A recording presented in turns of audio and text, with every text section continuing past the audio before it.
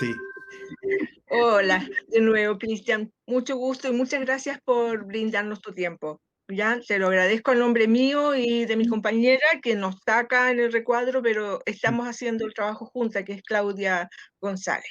okey. Así que hemos quedado súper y gratamente impresionadas con la primera aproximación que tuvimos contigo en Ujú, relación a tu dedicación a la profesión, porque requiere harta mucha entrega, perdón. ujú. ¿M?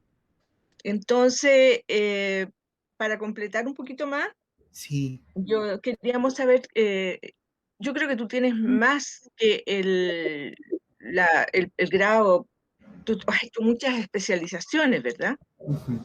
¿Qué otras más has tenido? Sí.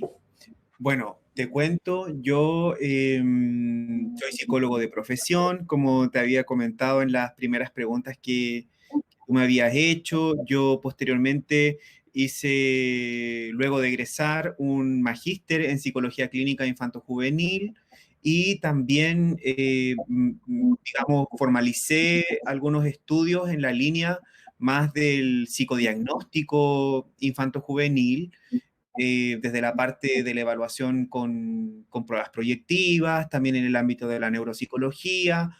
Y bueno, también he tenido otras experiencias en formación en relación al trauma y psicoanálisis relacional, que es la última, el último perfeccionamiento que en la actualidad estoy cursando también. Ajá. Ujú. Bueno, me imagino que estudiarás toda la vida. Vas a estudiar toda la vida. Sí, pues. Oye, dentro de las cositas que nosotros necesitamos como ir profundizando, Sí. una cosita un poco de organización nomás. ¿Estás tú con un grupo de gente o estás independiente? Mira, en mi desempeño profesional, yo trabajo en la actualidad en la parte clínica, en Ujú. mi consulta y también en la clínica psiquiátrica de la Universidad de Chile, la Unidad de Psiquiatría Infantil y de la Adolescencia. En esos ámbitos, en lo formal, yo soy prestador de servicios, pero ya sea en la consulta como en la clínica, yo trabajo también en equipo, porque muchas de las derivaciones que yo recibo son por parte de otros profesionales, psiquiatras infantiles, la gran mayoría. Y desde ahí se da el espacio para poder en conjunto, para poder tener reuniones esporádicas y autogestionadas, porque siempre es desde un trabajo más independiente el tener el espacio para pensar en relación a los casos, pero no es como un trabajo formal de equipo, de reuniones semanales, sino que es de más una autogestión con reuniones más o menos periódicas. Los Con casos, coordinación. claro, exactamente. Los casos que quizás han llegado como consulta espontánea, referidas externamente, y donde trabajo más bien yo solo, es la minoría de los casos que yo tengo en ambos espacios laborales. Ya. Pero no estás, por ejemplo, tú en coordinación con un sistema, por ejemplo, por decirte, el Sename, es, o sí también. No, no. Ya. Principalmente son atenciones como más clínicas de psicoterapia, donde no hay como otra institución mediante en el proceso. Correcto. Ya, muchas gracias. Después, queríamos un poco así, es un poco lectiva esta pregunta, de como entender mejor los conceptos de resonancia, transferencia y contratransferencia. Sí. Mm. Bueno, como yo te había comentado, el enfoque teórico con el cual yo trabajo en la clínica con niños, niñas, adolescentes y sus padres, así como también el marco con el cual yo miro la subjetividad y los fenómenos también eh, de la realidad social, es el psicoanálisis, y los conceptos de resonancia, de contratransferencia y de transferencia vienen desde ahí, desde ese punto, desde ese marco. yo entiendo la transferencia como aquello que el paciente, la persona consultante, esto también incluye los padres, externalizan y depositan en la figura del terapeuta. Generalmente se trata de aspectos inconscientes en relación a sus propias historias que depositan en la figura del terapeuta.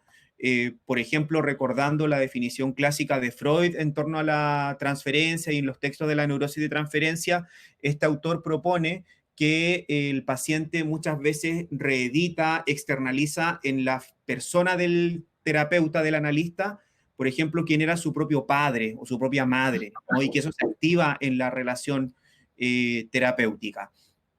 Y por otro lado, la contratransferencia corresponde a lo que le sucede al terapeuta con el paciente. Es decir, más en la línea de cuáles son los afectos, cuáles son las vivencias que despierta la escucha de él o la paciente o de los padres del paciente en el terapeuta. Pero pensándolo siempre en términos de que eso que uno vivencia como terapeuta posiblemente sea algo que responde al aparato psíquico de esa otra persona. Eh, Más allá como de quedarme con mi emoción, sino que la contratransferencia como un instrumento también para intervenir terapéuticamente y también para evaluar. Porque eso que yo siento posiblemente también lo puedan sentir otras personas que están en contacto con ese paciente o con esa guiada parental. Y la resonancia, yo la entiendo como lo más práctico, ¿no? Porque todo esto que te he mencionado de la transferencia y la contratransferencia es como lo más conceptual, pero Ya. la resonancia vendría siendo justamente como lo que yo siento y lo que el paciente siente en ese aquí y en el ahora de la relación. Y la base conceptual que sostiene eso son los conceptos de transferencia y contratransferencia. Ah, ya. Ujú. Ok. Ya. Ya. Nos queda bastante más Claro. clarito. Ujú. Sí, porque a veces hay algunas diferencias en relación a la contratransferencia, sobre todo en Ujú. lo teórico, Claro. Sí. como que te lo enseñan de distintas formas y uno se confunde un poco. Pero ya ahora, bien Quizá pegado. ¿Mm? Quizás, Silvia, esta como conceptualización de la contratransferencia es como más desde los aportes de la escuela inglesa del psicoanálisis, como lo que propone Winnicott, o autores como post-kleinianos o post-winnicottianos, que en el fondo se basan mucho más como en la experiencia del terapeuta a nivel emocional, pero pensándolo también siempre en relación al paciente, también como desde la escuela del psicodiagnóstico, de la escuela argentina del psicodiagnóstico, enfatizan más ese ámbito de la contratransferencia, que es más como desde la escuela inglesa o post-kleiniano, post-winnicottiano, como para situarlo teóricamente. Ya.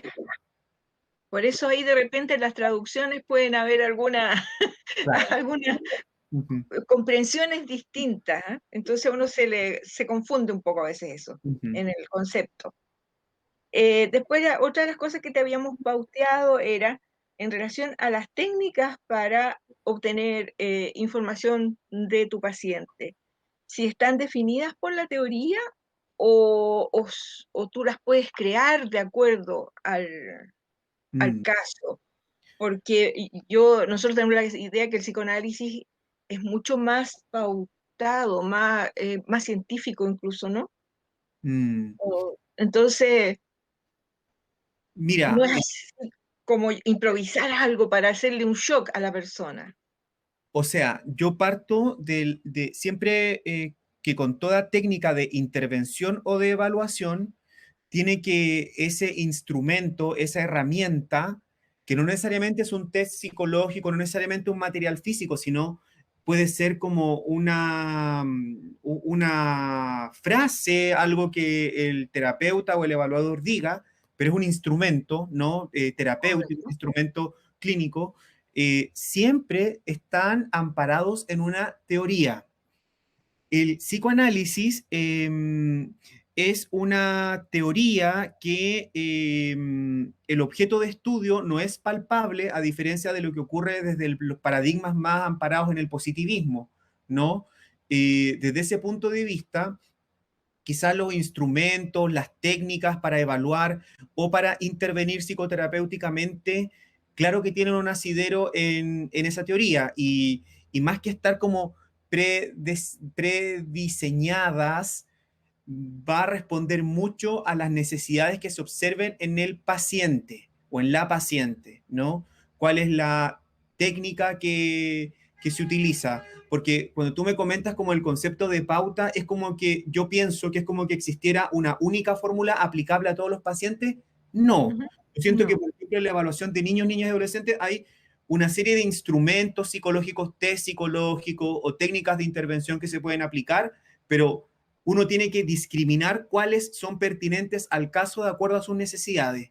Y ese proceso de selección de las técnicas más apropiadas implica un análisis tanto de lo que tú observas en el caso como también de la teoría, ¿no? Por ujú, ejemplo, puede ser que yo tenga que evaluar a un niño del espectro autista y yo voy a tener que aplicar otras técnicas, voy a tener que demorarme un poco más, a diferencia que, por ejemplo, evalúe a un niño que tiene más un desarrollo, un neurodesarrollo más neurotípico y que las dificultades sean más emocionales, que quizás ahí puedo aplicar otros instrumentos, pero en esa discriminación de ver por qué lado va mi hipótesis es una forma de pensar teóricamente el caso.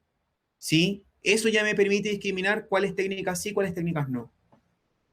claro. ¿Y cuáles son los test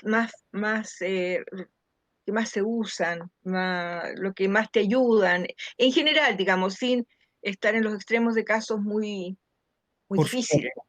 ¿Mm? Bueno, generalmente cuando los test psicológicos, pensándolo como las herramientas más concretas para hacer la evaluación infanto-juvenil, los que yo más utilizo suelen ser las pruebas gráficas, suelen ser también el test de Rorschach, que es una prueba que se aplica también en niños, niñas y adolescentes, solo que la interpretación es diferente porque considera el desarrollo evolutivo de cada una de las Mm. respuestas esperadas, que son diferentes del Rorschach en adulto. También trabajo harto con pruebas temáticas como el CAT o el TAT o el TRO.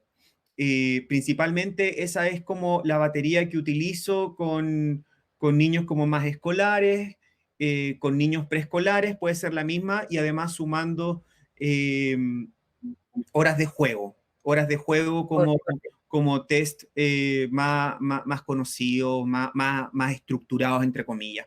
Esas yo diría que son las técnicas que principalmente utilizo para la evaluación del ámbito más emocional, pero en el ámbito más neurocognitivo utilizo harto el WISC-5, que es la última prueba de inteligencia estandarizada para Chile, la prueba figura compleja de Rey, y también el test de Bender, y esas son las pruebas con las cuales puedo construir el perfil neurocognitivo cuando en esa línea va la evaluación solicitada.